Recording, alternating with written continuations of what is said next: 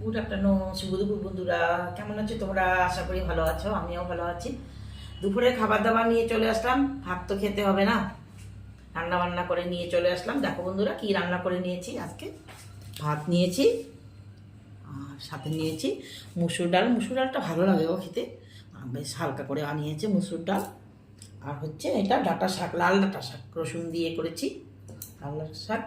আর এটা হচ্ছে লতি পাতুরি, শুটকি মাছ দিয়েছে, এই যে ছোটো ছোটো চুনো শুটকি, লতি পাতুরি করেছি। অনেকটা হয়েছিল লতি, কেটে আধা রেখে দিয়েছি, ওটা মাছ দিয়ে খাবো, ছোটো মাছ দিয়ে। আর এখন ড্রাই ফ্রুটস দিয়ে করে নিয়েছি, ভীষণ ভালো লাগে, আমার একদম ফেভারিট। আর এটা হচ্ছে রুই মাছের ঝোল, একদম হালকা করে করেছি, দেখো কিচ্ছু দিইনি, কোনো সবজি টবজি দিইনি, হালকা করে করেছি। আর করে নিয়েছি আমের চাটনি।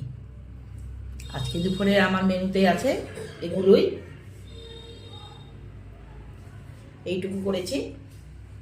তোমরা কে কী রান্না করেছো বন্ধুরা একটু বলবে, একটু দেখাবে, আমি দেখবো।